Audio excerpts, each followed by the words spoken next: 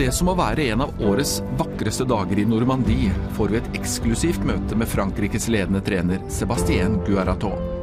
Gradestokken bytter akkurat farge fra blå til rød, og solen I ferd med å dukke opp I horisonten. Bold Eagle, hesten som vant de 3 største løpene I Frankrike forrige vinter, på jakt sammen med sine trener. Målet å ta sin 3. strake seier I Prix d'Amérique, og siktet allerede innstilt på den siste helgen I januar.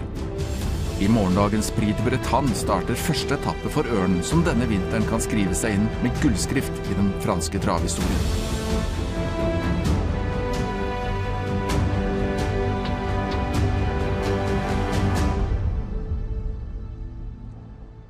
De Bold Eagle, il va courir le Prix de Bretagne le 19.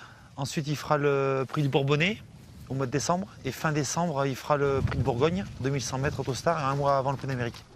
Pas de Triple G, comme l'année dernière. Pour l'avoir assez frais, après, si ça se passe bien, pour le Prix de France et le Prix de Paris, après, derrière. Oui. Et peut-être qu'on ira aussi à Cagnes-sur-Mer au mois de mars.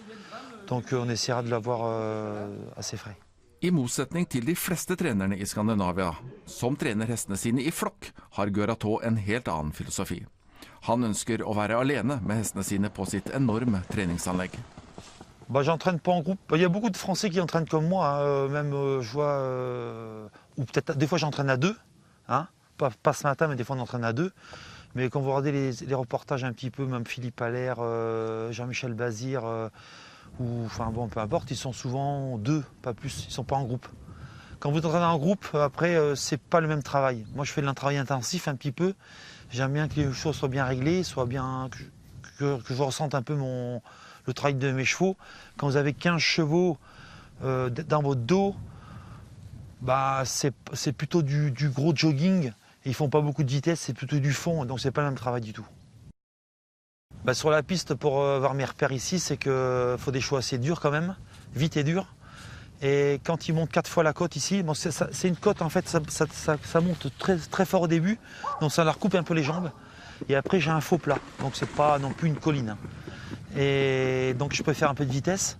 Et quand ils font 4 fois bien rythmé la côte dans ce que je leur demande, là le cheval je me dis tiens j'ai un top cheval, voilà.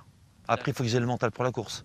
Mais quand ils font 4 côtes, on va dire sur le pied de 20, 18, 16, 14 pour les très bons chevaux et que je suis pas fatigué à la fin, je vais à Vincennes souvent, je suis pas loin quoi. En gros tous les chevaux travaillent comme ça. Ouais. On essaie de faire comme ça, un peu de paddock, un peu de travail, un peu de jogging et tout un petit peu avec du marcheur pour la récupération. Et tous les bons chevaux sont massés 2 fois par semaine avec une masseuse qui vient là et ils ont un ostéopathe tous les mois qui viennent les voir. Et puis une visite veto on va dire tous les 2 mois, même s'il n'y a pas de problème particulier, on fait une visite veto toutes les 6 semaines, 2 mois, pour voir si tout va bien, on fait quelques clichés, tout ça. Gros bois, je préfère être tout seul chez moi. Hein. Déjà, j'ai 3 sites pour entraîner les chevaux, donc si j'ai envie de changer de piste, je peux très bien. Gros bois, c'est très bien pour les chevaux peut-être, mais des fois, on voit que les chevaux sont bien pendant 3 semaines, 1 mois, et après, ils ont tendance à redescendre un petit peu. Et le regard des autres, j'ai pas trop envie, quoi. Voilà, je préfère être tranquille dans mon coin et préparer mes chevaux. Bah là, on a nos repères ici, déjà. On est calme, on est au calme. Et la tranquillité, ça n'a pas de prix. Donc moi, je préfère être calme chez moi. Et puis ça évite de faire le con à Grosbois, parce qu'à Grosbois, ils font la fête. Hein. Comme ça, comme j'aime bien faire la fête, ça m'évite de faire la fête. Guérato forteller at både Eliteloppet og Åbys nyetablerte langløp klare mål for Bold Eagle I 2018. Men innen den tid skal hele Frankrikes kjæledegge prøve å gjøre noe hans far, Reddy Cash, aldri klarte, nemlig å vinne Prix d'Amérique, verdens tøffeste travløp for 3. år på rad. À 60 jours du Prix d'Amérique, Bold Eagle, il est parfait, il est mieux que l'année dernière, je trouve. Il est plus beau, il est plus en condition, il est beaucoup plus souple. Et je pense qu'il devrait faire au moins aussi bien que l'année dernière.